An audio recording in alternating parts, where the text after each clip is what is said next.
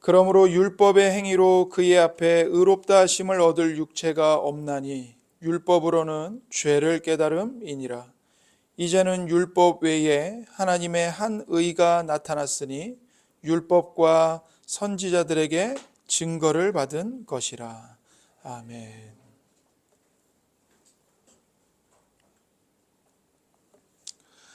이는 살아계신 하나님의 말씀입니다. 오늘도 우리에게 말씀하시는 하나님께 감사합니다.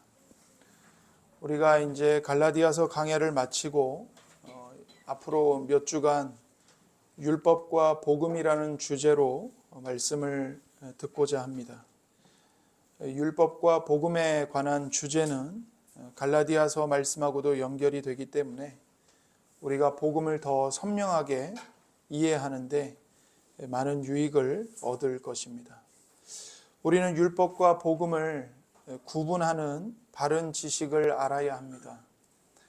왜냐하면 성경 전체를 바르게 이해하기 위해서입니다. 율법과 복음을 구분하는 바른 지식은 성경 전체를 바르게 이해할 수 있도록 해주는 영광스러운 빛입니다. 이 지식이 없다면 우리가 아무리 성경을 읽어도 성경을 제대로 알 수가 없습니다. 우리가 복음을 제대로 깨달았다고 하는 것은 율법과 복음의 차이를 명확하게 알고 이 둘 사이의 구분을 제대로 할 수 있다는 것입니다. 그렇기 때문에 율법과 복음이라는 주제는 기독교 신앙에 매우 중요한 주제입니다. 신앙생활이 정체되거나 열심히 해도 성장하지 못하는 대부분의 문제도 이 율법과 복음의 이해의 관계가 있습니다. 많은 사람이 주님과 더 깊은 관계를 맺고 영적으로 성장하기 위해서 성경을 읽고 기도하고 열심히 예배드리고 때론 눈물도 흘립니다. 하나님께서 꺼려하시는 것들을 적절하게 피하는 삶을 열심히 살아갑니다. 이것이 잘 되면 주님과 더 가까워진 느낌이 들고, 이런 신앙생활에서 실패를 하게 되면 주님과의 관계에 자신이 없어지고 믿음이 뚝 떨어지는 경험을 합니다. 이것은 우리 모두의 경험입니다. 그런데 문제가 무엇입니까? 신앙이 자기 열심에 달려 있다는 것입니다. 신앙이 내 경험 혹은 내 느낌에 달려 있는 것이 문제입니다. 이것은 예수님께서 말씀하신 반석 위에 집을 짓는 것이 아니고 모래 위에 집을 짓는 것입니다. 모든 것이 어디에 달려 있습니까? 나하기에 달려 있다고 생각을 하는 거죠. 저도 마찬가지였습니다. 제가 이 율법과 복음을 구별해서 알기 전에 이런 일로 얼마나 많은 시간을 좌절하면서 보냈는지 모릅니다. 결심하고 좌절하기를 수없이 반복했습니다.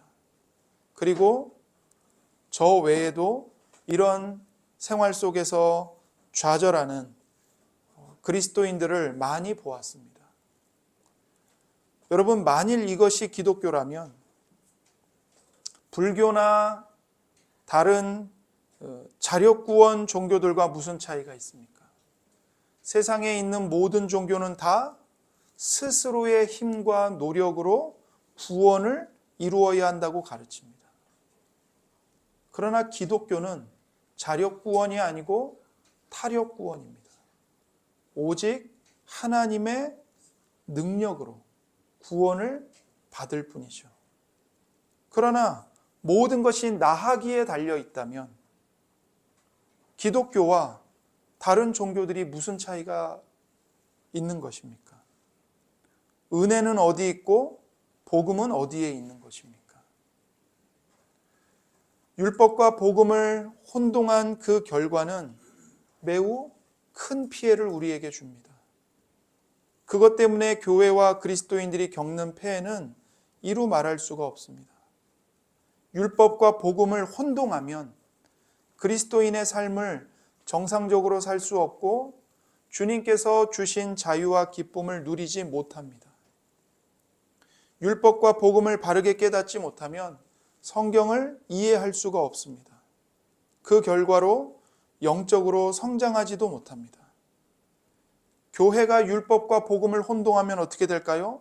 율법주의가 팽배한 교회가 됩니다. 그래서 의지가 강한 이 소수의 사람들이 중심을 차지하고 핵심을 차지하고, 의지가 약해서 실패를 거듭하고 좌절하는 다수의 사람들은 다 주변부로 밀려나는 겁니다.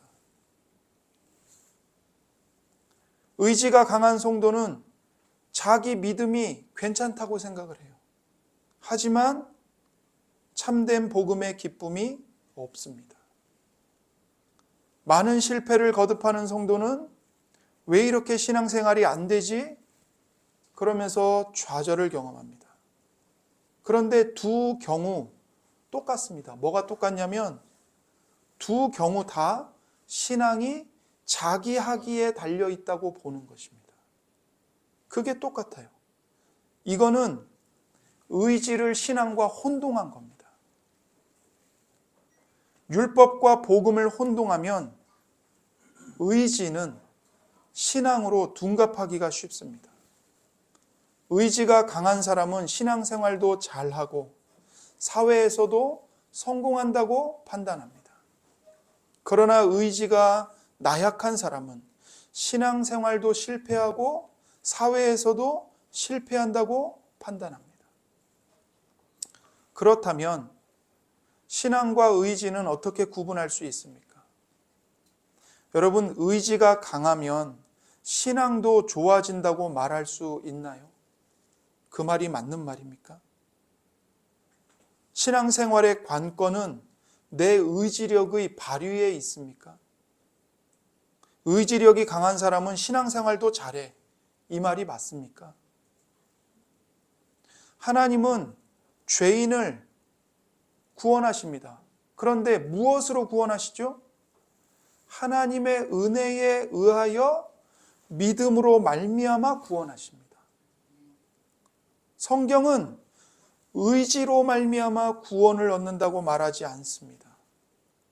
여러분, 의지가 박약해서 구원을 받지 못하는 사람은 없고 의지가 남달라서 구원을 받는 것도 아닙니다.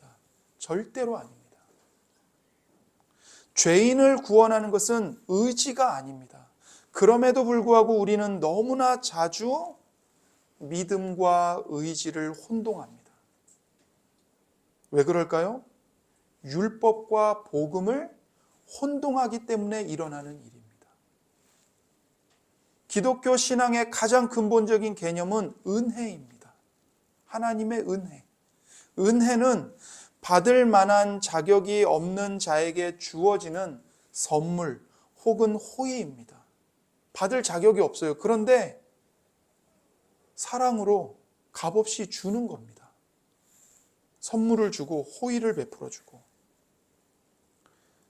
죄인이 예수님을 믿을 때, 즉 성령으로 말미암아 거듭나서 죄인의 어두웠던 눈이 밝아지고 그리스도의 영광을 보고 회심하게 될 때 제일 먼저 경험하는 것이 뭐냐면 은혜를 경험하는 겁니다. 하나님의 무한한 은혜를 경험하는 거예요. 그 은혜를 맛보는 겁니다. 그래서 그 사람은 지극히 거룩하시고 무한히 영광스러우신 하나님 앞에서 자신이 얼마나 무가치한 존재인지를 보게 됩니다.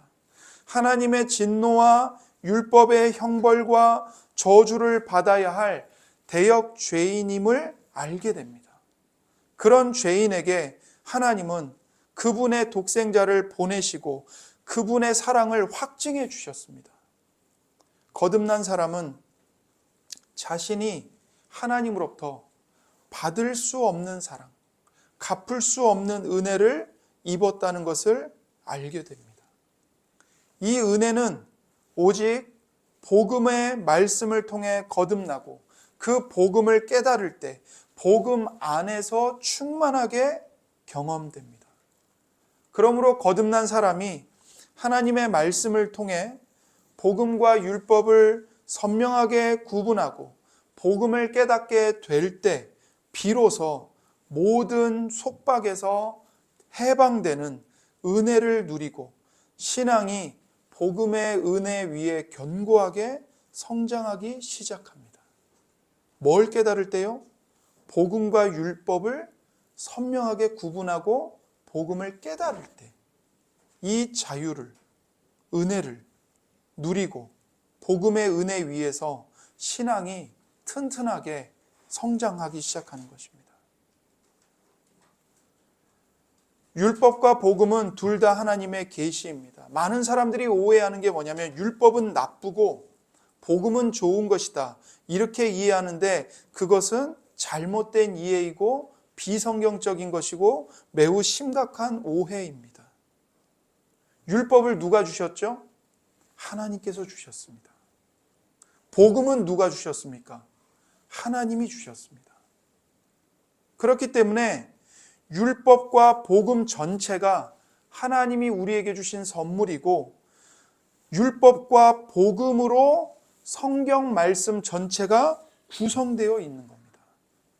그래서 복음과 율법 전체가 하나님의 특별 계시입니다. 일반적으로 율법이라고 하면 시내산에서 모세가 받은 모세의 율법을 말합니다. 이것은 좁은 의미의 율법이라고 할 수 있습니다.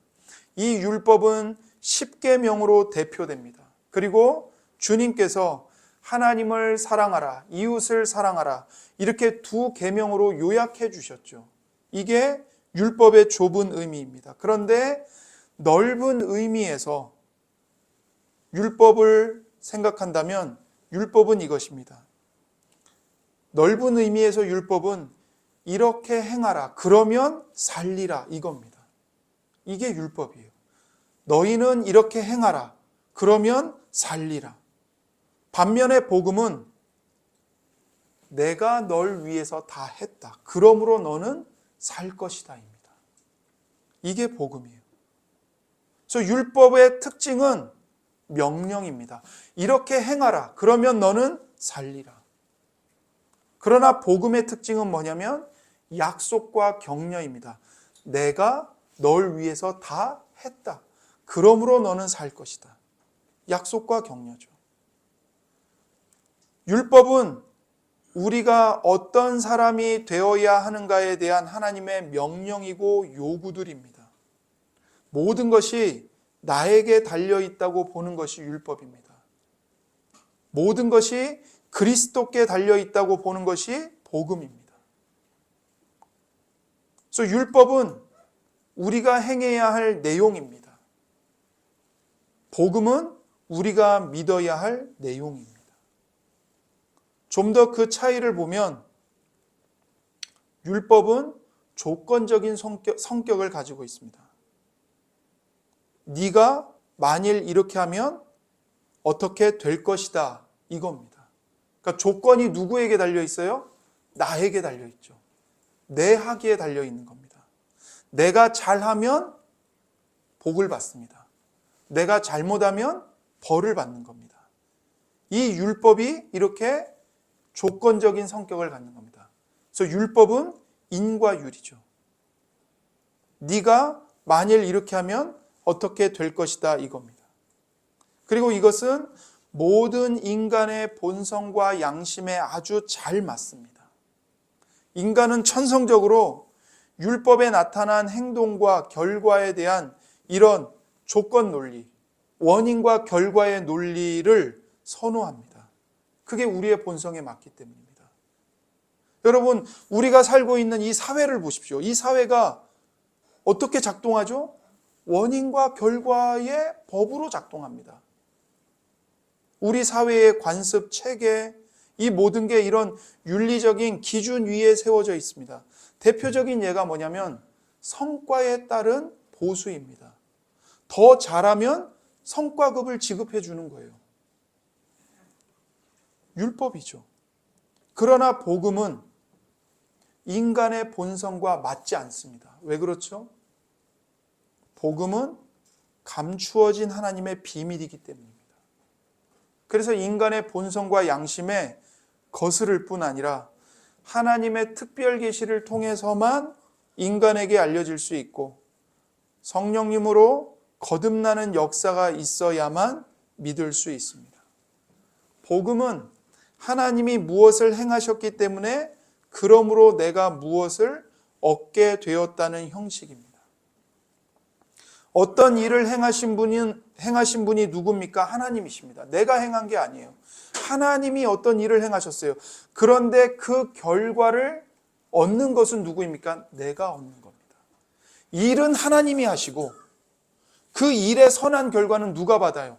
내가 받는 거예요. 이게 복음이에요. 로마서 5장 1절이 그것을 잘 보여줍니다. 로마서 5장 1절, 그러므로 우리가 믿음으로 의롭다 하심을 받았으니 우리 주 예수 그리스도로 말미암아 하나님과 화평을 누리자. 이 구절은 사실 이런 의미입니다. 우리가 믿음으로 말미암아 의롭다 하심을 받았기 때문에 그러므로 우리 주 예수 그리스도로 말미암아 하나님과 화평을 누리자입니다. 이게 복음입니다. 그리스도께서 우리를 위해 죽으셨기 때문에 그러므로 우리는 죄사함을 받았습니다. 그리스도께서 율법을 성취하셨기 때문에 그러므로 우리는 율법의 요구에서 자유하게 되었습니다. 이게 복음입니다. 복음은 내 안에 원인이 없어요. 내가 한 일이 없어요. 그런데 내 안에 어떤 일이 일어난 겁니다. 이게 복음이에요. 이 점에서 복음은 우리의 본성인 인과 율, 이 원인과 결과, 이 율법에 맞지 않는 것입니다. 이렇게 볼 때 여러분, 구약 성경은 율법이고 신약 성경은 복음일까요? 그렇지 않습니다. 이런 식으로 성경을 이해하면 성경을 도무지 깨달을 수가 없습니다. 구약 성경 안에 율법과 복음이 함께 있고 신약 성경 안에도 율법과 복음이 함께 있습니다. 하나님께서 아담과 하와에게 선악과를 먹지 말라고 명령하셨죠. 이 명령은 율법입니다. 그러나 그들이 범죄했을 때 하나님께서 약속, 즉 복음을 주셨습니다. 그 약속이 무엇입니까? 창세기 3장 15절입니다. 내가 너로 여자와 원수가 되게 하고 내 후손도 여자의 후손과 원수가 되게 하리니 여자의 후손은 내 머리를 상하게 할 것이요 너는 그의 발꿈치를 상하게 할 것이니라. 이 약속이 복음입니다. 이것이 왜 복음이죠? 아담과 하와를 시험한 뱀을 하나님이 예수님을 보내서 그 뱀의 머리를 밟아 짓이기시겠다고 말씀하시기 때문에 약속이고 복음인 겁니다. 아담과 하와가 범죄했어요. 아담과 하와는 죽어야 마땅합니다. 그런데 그들에게 살 길을 주시는 겁니다. 그 살 길은 아담과 하와가 어떻게 하느냐에 달려 있는 게 아닙니다. 누구에게 달려 있어요? 하나님께 달려 있는 겁니다. 하나님께서 하실 일에 그들의 구원이 달려 있고 하나님께서 그 구원을 행하시겠다고 약속하시기 때문에 이 말씀은 복음입니다. 그래서 구약 성경에는 율법만 있는 게 아니라 이러한 복음의 약속이 풍성하게 담겨 있습니다. 신약 성경은 어떻습니까? 여기에도 복음만 있는 것이 아니라 많은 명령들이 있습니다. 하나님께 예배드려라, 기도하라, 감사하라, 서로 사랑하라, 모이기를 힘쓰라, 환난 중에 참고 인내해라, 선을 행해라. 셀 수 없이 많아요. 이것들은 신약 성경 안에 있는 율법들입니다. 그래서 성경에는 율법도 있고 복음도 있는데 특별히 우리 주님은 산상설교에서 율법이 궁극적으로 우리에게 요구하는 것이 무엇인지를 가르쳐 주셨습니다. 마태복음 5장 48절입니다. 그러므로 하늘에 계신 너희 아버지의 온전하심과 같이 너희도 온전하라. 이게 율법이 궁극적으로 우리에게 요구하는 겁니다. 뭐라고요? 하늘에 계신 너희 아버지께서 온전하신 것처럼 너희도 온전해야 한다. 구약 이스라엘 백성이 이러한 율법의 내용을 몰랐을 리 없습니다. 그래서 율법 선생들은 한 구절의 율법 명령이라도 철저하게 지키기 위해서 그 각각의 명령에 대해서 여러 가지 적용 규정들을 만들었고 가르쳤고 지켜 행했던 겁니다.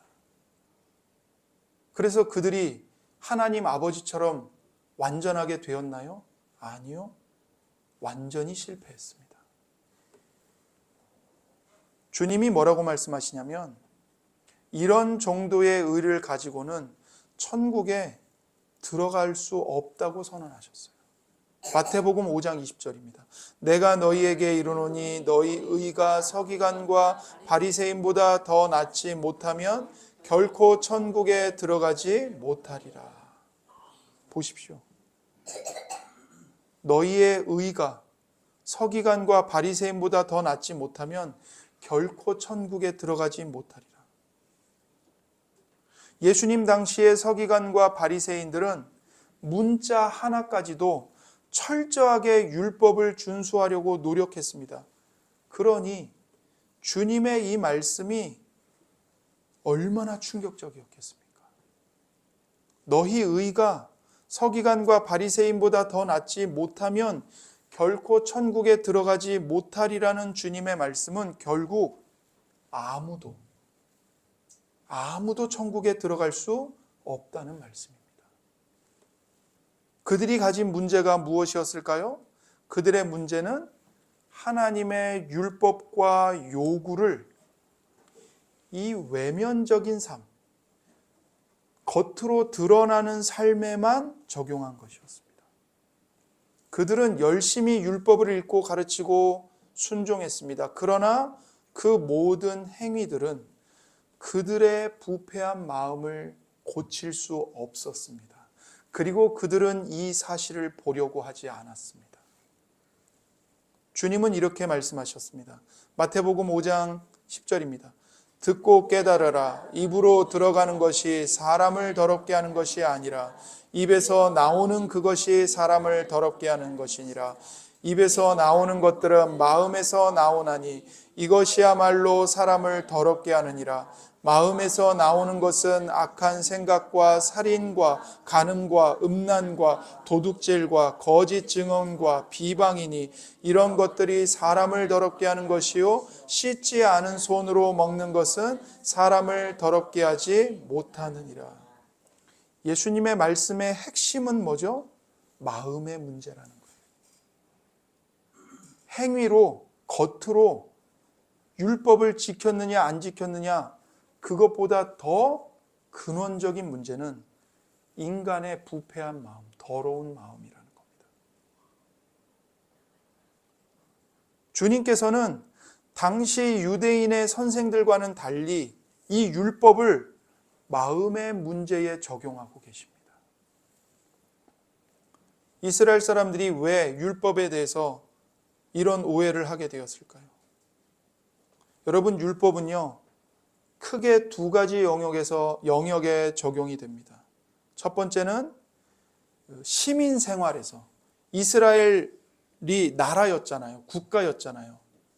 그러니까 그 안에 유대인들이 함께 시민으로 살아간단 말이에요. 그 시민 생활에서 사법적인 적용이 이루어져요. 율법으로. 쉽게 얘기하면 우리 대한민국에 헌법이 있듯이 그 헌법에 형법이 있고 민법이 있듯이 그게 적용되듯이 율법이 시민 생활에서 사법적으로 적용이 되는 겁니다. 그런데 그게 끝이 아니에요. 하나가 더 있어요. 그게 뭐냐면 영적인 적용입니다. 이건 사람의 내면의 동기, 마음의 목적, 그 마음을 중요시하는 겁니다. 그래서 주님께서 지적하셨듯이 좋은 나무마다 아름다운 열매를 맺고 못된 나무가 나쁜 열매를 맺나니 좋은 나무가 나쁜 열매를 맺을 수 없고 못된 나무가 아름다운 열매를 맺을 수 없습니다. 그러니까 좋은 열매를 맺으려면 뭐가 바뀌어야 돼요? 나무 자체가 바뀌어야 되는 거예요. 전봇대 세워놓고 거기다가 사과를 주렁주렁 달아놓는다고 전봇대가 사과나무가 되는 게 절대로 아니죠. 사과 열매를 맺으려면 어떻게 해야 돼요? 사과 씨를 뿌리고 사과나무를 심어야 돼요. 율법이 하나님의 완전하심과 같이 완전함에 대해서 요구한다는 것은 자명합니다. 이것은 외적 행위뿐만이 아니라 마음의 완전함, 즉 다시 말해 열매만이 아니라 뿌리의 완전함을 요구하는 겁니다. 하나님과 바른 관계를 맺기 위해서 우리는 하나님처럼 완전해야 한다는 것이 율법의 선언입니다.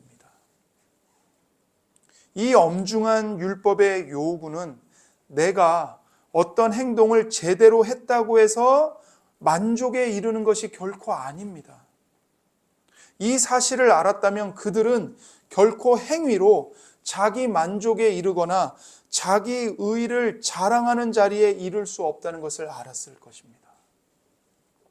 여기에 바로 이스라엘의 문제가 있었고 바리새인과 서기관들의 문제가 있었습니다. 그래서 그들은 율법을 지키려고 애를 쓰고 노력했지만 결국에는 하나님의 의를 모르고 자기 의를 세우려고 힘써 하나님의 의에 복종하지 않은 결과만을 초래하게 된 거죠. 즉 그들의 율법 순종의 노력은 의지의 산물이었지 믿음의 순종이 아니었습니다. 결국 이스라엘 백성은 자신들의 의지를 신앙으로 여기는 잘못을 범했던 것입니다. 여러분, 자기의란 무엇입니까? 자기의란 자기 오름입니다. 이 자기의는 무엇입니까? 자기의, 자기 오름이란 복음 안에 나타난 그리스도의 의를 전적으로 겸비함으로 의지하지 않고 자기 행위, 자기 공로, 자기 잘남을 의지하고 자랑하는 태도입니다. 자기가 옳다고 여기는 것입니다. 그런데 이런 자기의가 깊어지면 어떤 패단이 나타나냐면 나보다 열심히 안 하는 다른 사람을 보면서 판단합니다. 나는 이렇게 열심히 하는데 아니 도대체 저 사람은 왜 저렇게 따라오지도 않고 교회의 힘을 빼는 거야. 그러면서 원망하고 때로는 그 사람을 비난하기까지 하는 거예요. 우리 교회가 부흥 안 하는 건 저 사람들 때문이야. 이렇게 되는 거죠. 이런 일이 우리 안에서는 일어나지 않는지 우리 자기를 살펴야 합니다. 자기 의를 세우고 자기 만족에 이르는 일이 한국교회 안에 너무나 많이 일어납니다. 우리 안에 죄성은 자기 의에 굶주려 있습니다. 자기 의에 굶주린 우리의 죄성은 하나님을 사랑하고 이웃을 사랑하는 모든 행위에서 자기 만족에 이르기를 원합니다. 여러분과 제 안에 있는 죄성이 나쁜 짓을 하는 쪽으로만 기울어지는 게 아니에요. 이 죄성이요, 선한 일을 하도록 기울어져요. 하나님을 사랑하고 이웃을 사랑하는 모든 행위에서 뭘 갈망해요? 자기 의를 갈망한다고요. 나는 이렇게 잘해. 나는 괜찮아. 신앙생활은 나처럼 해야 되는 거야. 이런 식으로요. 우리의 죄성이 나쁜 죄를 짓는 쪽으로만 기울어지는 게 아니라 우리를 하나님을 사랑하고 이웃을 사랑하는 쪽으로 끌고 간다고요. 근데 그 동기와 목적은 뭘 위한 거예요? 자기 의를 채우기 위한 거예요. 이게 죄성의 속임이에요. 그래서 우리는 착각해요. 하나님을 사랑하고 이웃을 사랑하는 일을 열심히 하면서 자기 의를 채워가는 죄를 짓고 있다는 것을 모르고 나는 하나님을 잘 섬기고 있어, 난 하나님께 충성하고 있어 착각하게 만든다고요. 죄가 얼마나 교묘하고 간사하게 우리를 속이는지 몰라요. 우리는 얼마나 해야 참으로 하나님과 사람을 사랑해야 할 만큼 사랑했다는 만족감에 도달할 수 있을까요? 우리가 얼마나 사랑하면 율법의 완전한 요구를 만족시켰다는 생각에 이를 수 있을까요? 이에 대한 성경의 대답은 명확합니다. 로마서 3장 20절입니다. 그러므로 율법의 행위로 그의 앞에 의롭다 하심을 얻을 육체가 없나니 율법으로는 죄를 깨달음이니라. 성경은 명확하게 대답합니다. 율법의 행위로, 사랑의 행위로 하나님 앞에서 의롭다 하심을 얻을 육체가 없다.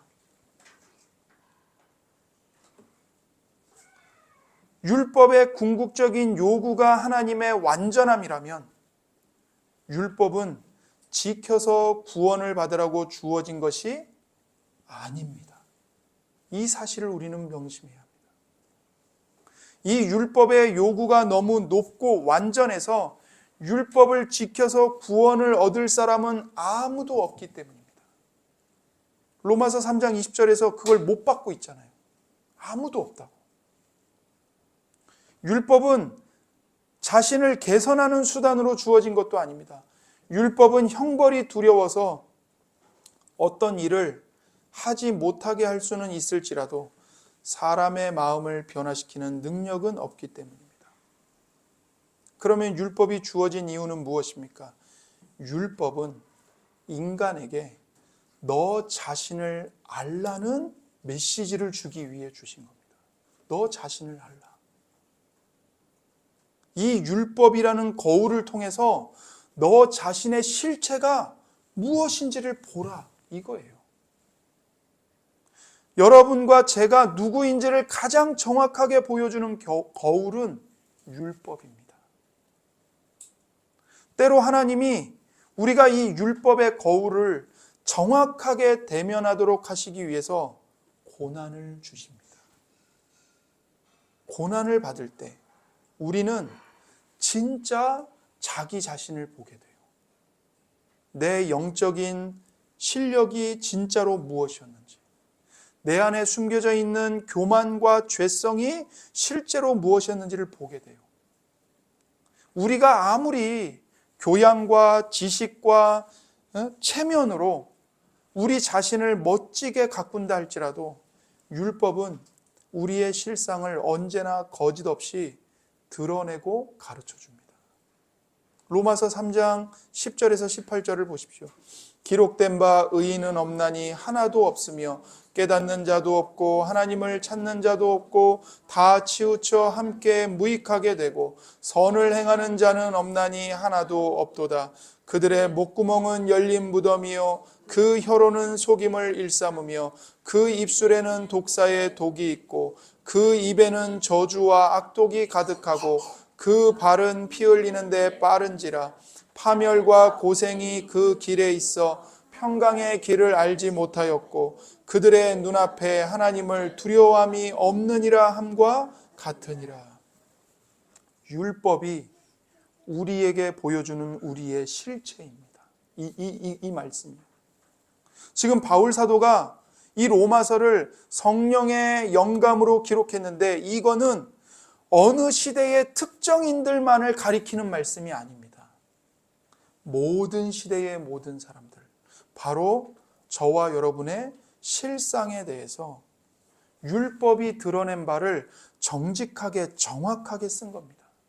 만일 우리가 이 말씀을 보면서 나 자신에 대한 묘사라고 읽는다면 우리는 율법을 제대로 읽고 있는 겁니다. 그런데 이건 좀 심한데? 나는 이 정도까지는 아닌데? 그런다면 우리는 복음도 모르고 율법도 모르는 겁니다. 기억하십시오. 하나님이 율법을 우리에게 왜 주셨습니까? 율법을 지켜서 구원받으라고 주신 것이 아니라 너 자신을 알라. 우리의 실체와 실패를 드러내기 위해서 주신 겁니다. 율법은 하나님이 주신 첫 번째 계시입니다. 이 율법이 우리의 실상, 곧 우리의 실패와 절망을 드러냅니다. 그런데 그 율법이 우리를 하나님의 두 번째 계시인 복음으로 데리고 갑니다. 율법이 우리의 실패를 드러냄으로써 우리로 하여금 복음을 기쁨으로 받아들이도록 우리를 준비시켜 주는 겁니다. 그래서 율법은 우리를 복음으로 데리고 갑니다. 디모데전서 1장 15절입니다. mit보다 모든 사람이 받을 만한 이 말이여 그리스도 예수께서 죄인을 구원하시려고 세상에 임하셨다 하였도다. 죄인 중에 내가 괴순이라. 보십시오. 모든 사람들이 받아들일 만한 믿음직한 좋은 소식인 복음이 여기 있습니다. 그것은 그리스도 예수께서 죄인을 구원하시려고 이 세상에 들어오셨다는 소식입니다. 물론 이 복음은 모든 사람들이 받을 만하고 너무나 믿음직스럽고 좋은 소식이지만 이 소식은 어떤 사람들에게만 임하냐면 오직 죄인 중에 괴수라고 자신을 인정하는 사람들에게만 이 복음은 임합니다. 자기가 죽어 마땅한 죄인이라는 것을 인정하지 않는 사람들에게는 예수님이 죄인을 구원하시려고 세상에 오셨다는 좋은 소식이 기쁘게 들리지 않아요. 다른 죄인들이나 구원하라고 해. 나는 예수 필요 없어. 예수 없어도 난 얼마든지 내 힘으로 잘 살 수 있거든.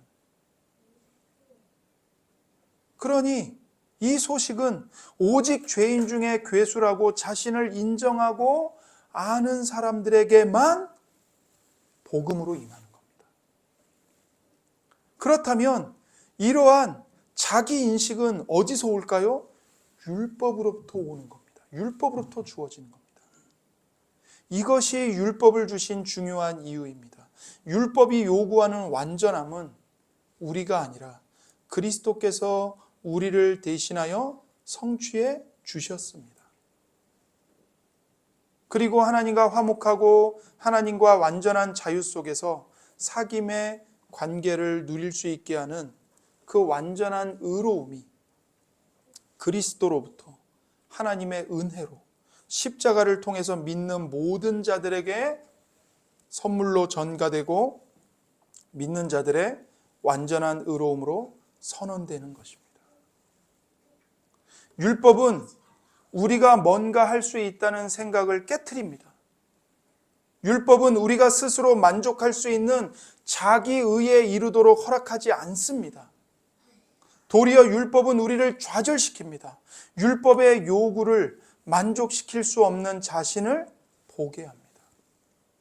여러분, 우리가 어디가 아파서 의사에게 가면, 병원에 가면 의사 선생님이 우리의 아픈 부분을 먼저 진단하죠.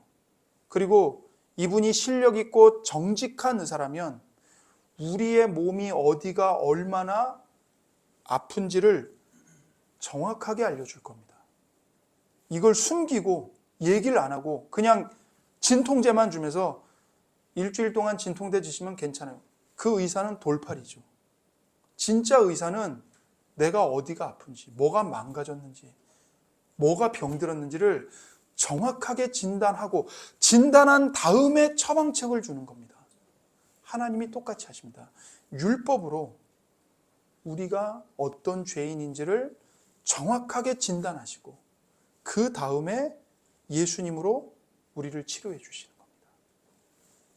그래서 사람은 처절하게 자신을 보지 않고서는 그리스도의 십자가 앞에 나아올 수도 없고 나아오지도 않습니다. 그래서 율법이 필요합니다. 율법은 죄인을 복음으로 인도합니다. 율법은 우리의 자존심, 우리의 자신감, 우리의 자기의를 갈갈이 상처내고 찢어냅니다. 이 율법이 우리를 값싼 은혜에 빠지지 않도록 지켜줍니다. 창세기에서 아담과 하와가 범죄하자마자 자신의 수치를 발견하고는 무화과 나무 잎으로 자기 몸을 가려요. 그런데 하나님이 나중에 구원의 복음을 주신 이후에 아담과 하와에게 짐승의 가죽옷으로 지어서 아담과 하와를 입히십니다. 그런데 여러분 잘 생각해 보세요. 아담과 하와가 하나님이 주신 가죽옷을 입기 위해서는 가장 먼저 뭘 해야 합니까? 자기들의 손으로 만든 무화과 나무 잎을 찢어야 합니다. 찢어서 벗어버려야 합니다. 그래야 하나님이 지어주신 가죽옷을 입을 수 있습니다. 율법이 하는 일이 바로 이겁니다. 내가 만들어낸 가면, 점잖게 보이고 젠틀하게 보이고 나이스해 보이고, 그 가면을 율법이 먼저 찢어내는 겁니다. 그래야 예수님의 가죽옷, 예수님의 의의 옷을 우리가 입을 수 있는 겁니다.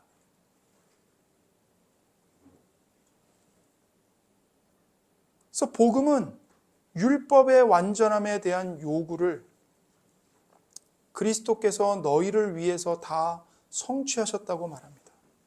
내가 널 위해서 다 했다. 그래서 넌 살 것이다. 이렇게 말씀하십니다.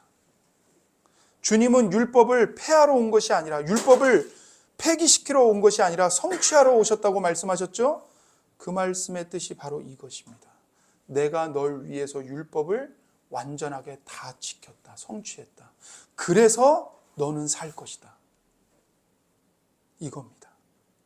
주님께서 내가 이룰 수 없는 율법의 완전함에 대한 요구를 성취하셨습니다. 그리고 그리스도를 믿는 자들에게 그리스도께서 이루신 율법의 의를 거저 주십니다. 이것이 믿음으로 말미암아 의롭다 하심을 얻는 이신칭의의 영광스러운 복음입니다.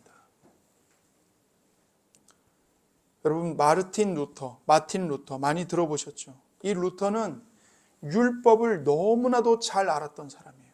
율법을 꿰고 있었던 사람이에요. 그래서 그는 성경에서 하나님의 의라는 말만 들어도 두려워했습니다. 왜요? 율법이 완전한 의로움을 요구한다는 것을 너무나 잘 알았기 때문이에요. 그에게 아직 복음은 들려지지 않았었습니다. 그가 살던 중세 말의 교회는 복음이 가리워진 시대였기 때문입니다. 그러던 어느 날 루터가 로마서를 연구합니다. 그러던 중에 하나님의 의가 율법의 행위로 자기가 성취하는 것이 아니라 율법과 상관없이, 자기가 율법을 성취하는 것과 상관없이 예수 그리스도께서 자신을 대신하여 율법이 요구하는 하나님의 의로움을 성취해 주셨다는 사실을 깨닫게 됩니다. 아, 내가 율법을 열심히 지켜서 의를 완성하는 게 아니고 예수님이 오셔서 나를 대신하여, 우리를 대신하여 율법을 완전하게 성취해 주셨구나. 이걸 깨달아요. 그리고 그 그리스도의 의가, 완전한 의가 모든 믿는 자들에게 선물로 주어진다는 것을 깨닫게 된 겁니다. 로마서 3장 21절 22절입니다. 이제는 율법 외에 하나님의 한 의가 나타났으니 율법과 선지자들에게 증거를 받은 것이라. 곧 예수 그리스도를 믿음으로 말미암아 모든 믿는 자에게 미치는 하나님의 의인이 차별이 없느니라. 루터가 이 구절을 묵상하다가 비로소 복음을 발견하게 되는 거예요. 하나님의 두 번째 계시인 복음을 루터가 들은 겁니다. 하나님의 한 의가 나타났어요. 근데 이 의가 뭡니까? 22절에 곧 예수 그리스도를 믿음으로 말미암아 모든 믿는 자에게 미치는 하나님의 의인이 차별이 없느니라. 사람이 율법을 완전하게 지켜서 만들어내는 의가 아닙니다. 오직 예수님의 완전하신 의를 믿음으로 말미암아 선물로 받는 하나님의 의입니다. 루터가 이 복음을 듣게 된 것은요, 그가 이미 율법을 제대로 알고 있었기 때문에 이 복음을 좋은 소식으로 듣게 된 겁니다. 자기 자신이 죄인의 괴수라는 것을 알고 있었기 때문에 이 말씀이 복음으로 들린 거예요. 율법과 복음을 깨달은 사건은 단지 이 마틴 루터라는 한 사람의 인생만을 바꾼 것이 아니라 그 루터를 통해서 인류 역사를 뒤바꾸게 됩니다. 종교개혁의 시발점이 일어나게 된 거죠. 루터는 처음으로 자유를 얻었고 누렸습니다. 그 자유는 하나님처럼 완전해지라는 율법의 요구로부터의 자유였습니다. 주님께서 우리를 대신해서 율법의 요구를 이루셨습니다. 주님은 십자가에서 다 이루었다라고 선언하셨습니다. 주님은 우리를 의롭다 하시기 위하여 죽은 자 가운데서 살아나셨습니다.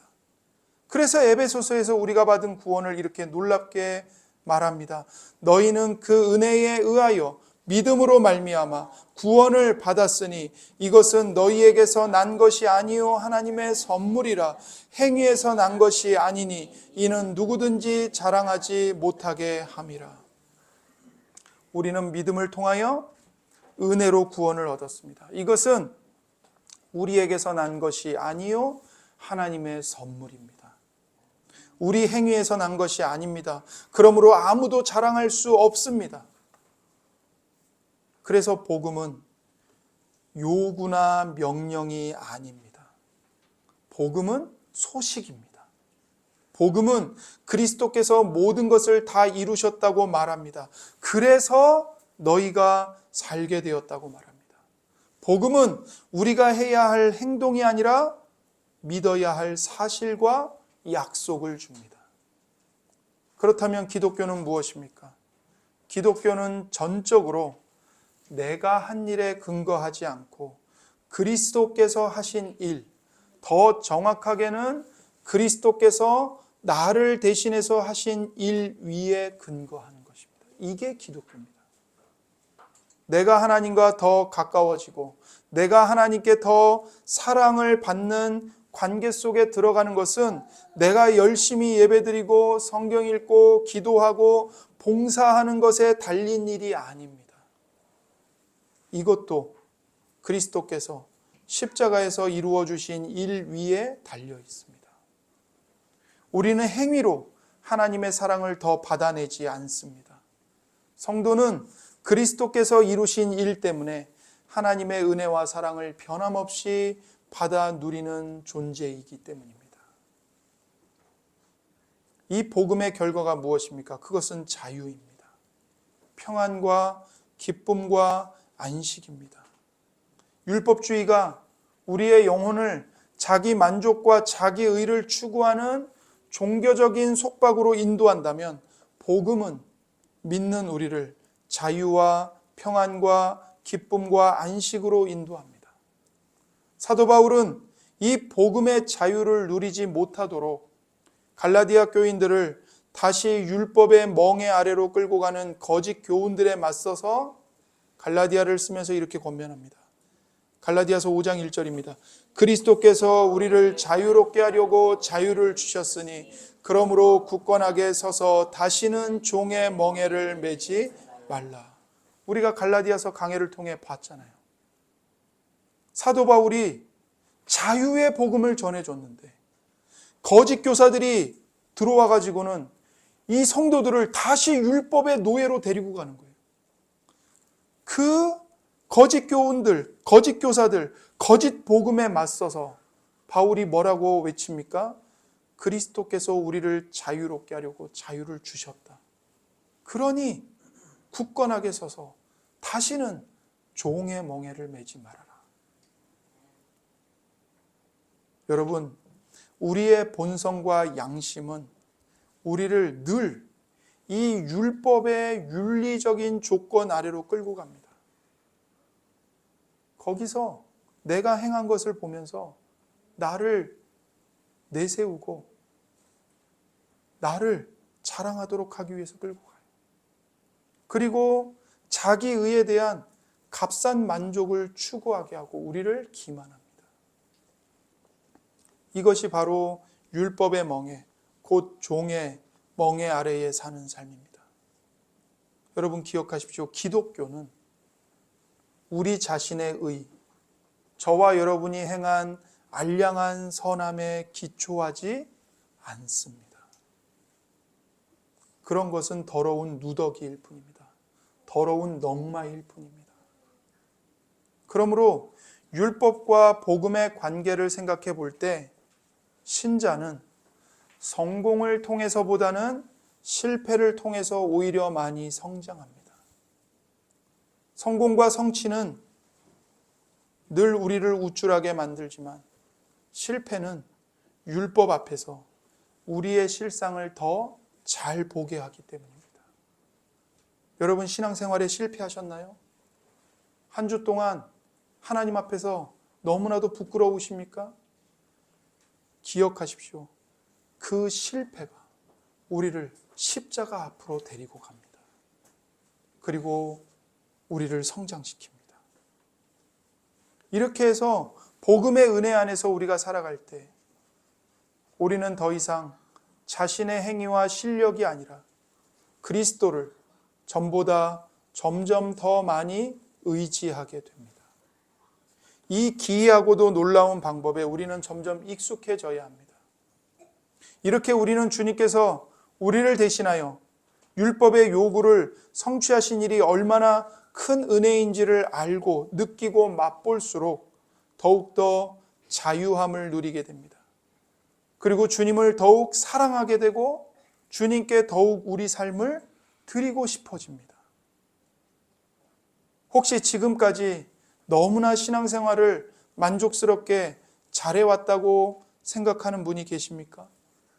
그런 영적 모범생이 되어갈수록 우리는 점점 더 하나님에게서 멀어지고 있다는 사실을 인식해 보셨습니까? 신앙은 내가 한 일 위해서 잘하지 않습니다. 신앙은 예수 그리스도께서 나를 대신해서 행하신 일을 알고 그 예수님을 점점 더 신뢰하는 가운데 성장하는 것입니다.